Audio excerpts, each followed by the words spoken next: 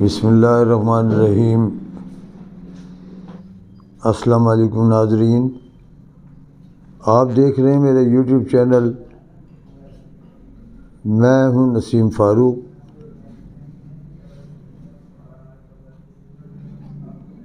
ناظرین، آج ہم 2-3 ایشو کے اوپر آپ سے بات کریں گے۔ جیسا کہ آپ کو معلوم ہے، گزشتہ اتوار کو جو سندھ کے اندر کراچی، حیدرآباد، ٹھٹہ، بدین، ان علاقوں میں جو بلدیاتی الیکشن ہوا ہے، اس کی تاریخ میں نظیر نہیں ملتی، کیونکہ جس طرح سے یہ الیکشن مینیج کیا گیا ہے، آپ یہ دیکھیں کہ اس کے نتائج 36 گھنٹے میں، یہ کمروں میں بیٹھ کے نتائج بناتے رہے ہیں، اور اس کے 36 گھنٹوں میں یہ نتائج انہوں نے قوم کو دیے ہیں۔ اور اس قدر اس کے اندر انہوں نے دھاندلی اور بلنڈر کیا ہے۔ پہلے سے بھرے ہوئے ڈبے پکڑے گئے ہیں، جو وہاں پہ لوگوں نے ویڈیو بنائی ہیں، بکیں لے کے لوگ اسٹیمپیں لگا رہے ہیں بیٹھے ہوئے، کوئی پوچھنے والا نہیں۔ یہاں تک اطلاع ملی ہے کہ جو وہاں کا جو الیکشن کا پولنگ عملہ تھا، اس کو جیالوں نے کمروں میں بند کر دیا اور اپنی مرضی سے وہاں بیٹھ کے الیکشن کے ڈبے بھرتے رہے، اور وہاں پہ لوگ وہاں آئے نہیں، ان کے ناموں کے ووٹ پڑتے رہے۔ اور پہلے سے اس گورنمنٹ نے جو وزارت داخلہ جو آپ کی ملک کی ہے، جس کا رانا ثناء اللہ اس کا وزیر ہے، اس محکمے کا، وہ ایک ہفتے سے ایسے خوفناک اسٹیٹمنٹ دیتا رہا کہ جی کہتے ہیں یہاں تو ملک کے کراچی میں دہشت گردی کا خطرہ ہے، اور آخری وقت تک لوگوں کو یہ نہیں پتہ تھا۔ وہ بڑی اس میں ششمش میں تھے، اور بڑے اس کا شکار تھے کہ الیکشن ہوں گے کہ نہیں ہوں گے۔ آخری وقت تک وہ یہ سوچتے رہے کہ پتہ نہیں الیکشن، اس طرح سے لوگوں کی تیاری بھی صحیح طرح سے لوگ اپنی نہیں کر پائے تھے۔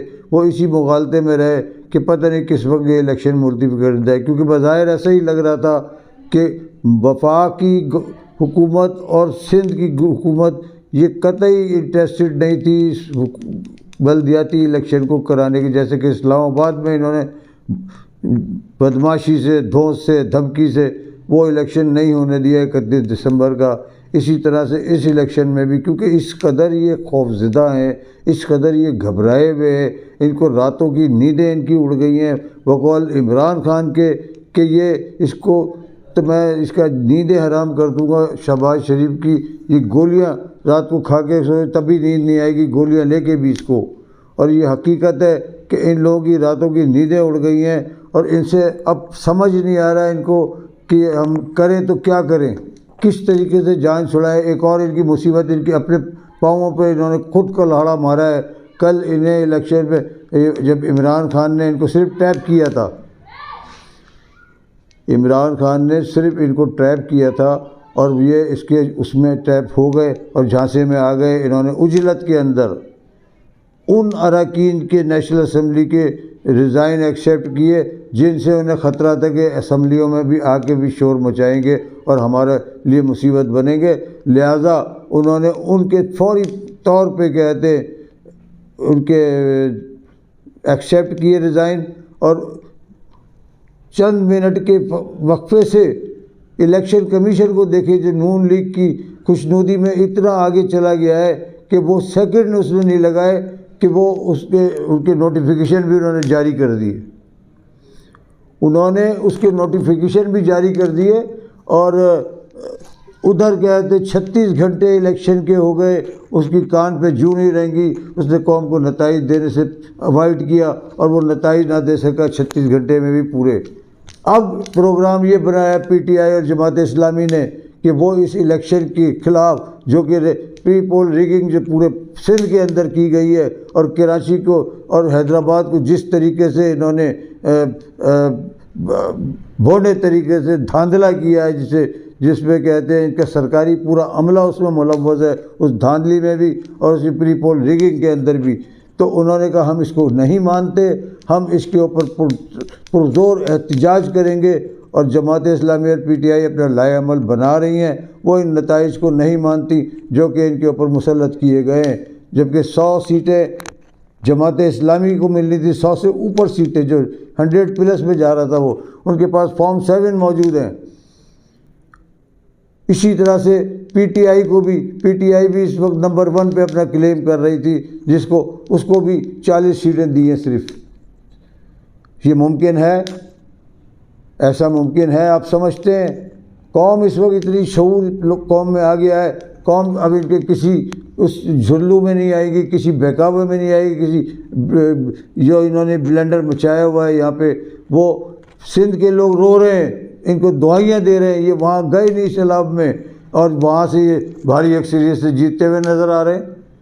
وہاں پہلے سے بھرے ہوئے ڈبے رکھ دیے گئے، وہاں ان میں سے کوئی نہیں گیا الیکشن کمپین کرنے کے لیے، جیالوں میں سے اور پیپلز پارٹی کے لوگوں میں سے۔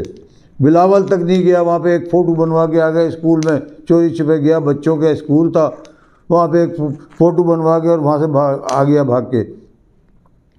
یہ تو ان کا حال ہے۔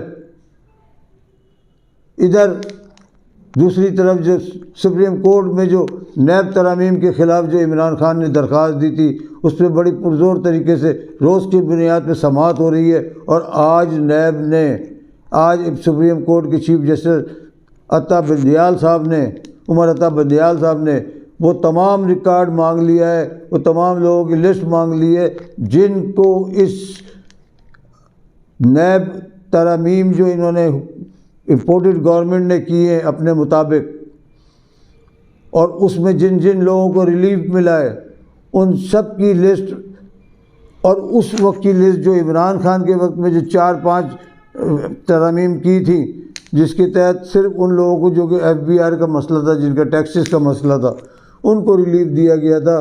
تو وہ ساری ریکارڈ سپریم کورٹ نے مانگ لیا ہے، اور ان کے اوپر بجلیاں جا کے گری ہیں، ان کے اوپر قہر نازل ہو گیا ہے یہ جب سپریم کورٹ نے یہ مانگی ہیں لسٹیں اور وہ تمام چیزیں کہ بھائی یہ پاور کل کسی بھی طریقے سے پرووائڈ کی جائے۔ FI اور نیب کو یہ آرڈر دیا ہے۔ کون کس نے اربوں خربوں روپے لوٹ کے اور اس نیب ترامیم سے فائدہ اٹھایا ہے، اور کس لوگوں نے اس کو قانون کو بنایا ہے، وہی لوگوں نے اپنے معاف کرائے ہیں سارے کیسز، وہی تمام چیزیں انہوں نے سب معاف کرائی ہیں۔ ادھر عمران خان نے 35 سیٹوں پہ جس پہ ڈی نوٹیفائی کیا ہے PTI کی ممبران کو، یہ وہ ممبران ہیں جو کہ PDF نے ان پہ اسٹیمپ لگا دی ہے کہ ہاں یہ عمران خان کے کمیٹڈ اراکین ہیں، یہ تو ظاہر ہے ہم ان کو نہیں کسی طریقے سے وہ کر سکتے۔ تو ان کو سب سے پہلے انہوں نے 35 آدمیوں کا ڈی نوٹیفائی کروایا ہے، اور اس کے نوٹیفیکیشن جاری کروا دیا ہے کہ یہ الیکشن یہ اسمبلیوں میں نہیں آ سکتے۔ عمران خان نے نیلے پہ دہلا مارا ہے، اس نے پھر وہی کام کیا ہے کہ جیسے 7 سیٹوں پہ الیکشن اس نے لڑا تھا، اس پہ اس نے اعلان کیا ہے کہ ساری سیٹوں پہ میں الیکشن لڑوں گا 35 کی 35 پہ۔ اور پہلے ہی فضل الرحمان پشاور میں اخبار نویسوں سے یہ کہہ چکا ہے کہ PDM اس الیکشن کا حصہ نہیں لے گی، اس الیکشن میں حصہ نہیں لے گی، کیونکہ انہیں پتہ ہے عمران خان کھڑا ہوگا، ہم تو سب ظاہر ہے کتنا بڑا سے بڑا کینڈیڈیٹ آ جائے وہ اس نے ہارنا ہے۔ تو لہذا انہوں نے اس چیز کو ٹوٹل ریفیوز کر دیا کہ ہم اس کا حصہ نہیں بنیں گے اس الیکشن کا، تو آٹومیٹکلی عمران خان ویسے ہی جیت جائے گا۔ تو یہ ساری صورتحال چل رہی ہے، اور عمران خان ادھر سرحد اسمبلی تحلیل ہو چکی ہے، وہاں کے گورنر نے دوسرے دن دستخط کر دیے اس نوٹیفیکیشن پہ جو اسمبلی تحلیل کی جو سمری آئی تھی۔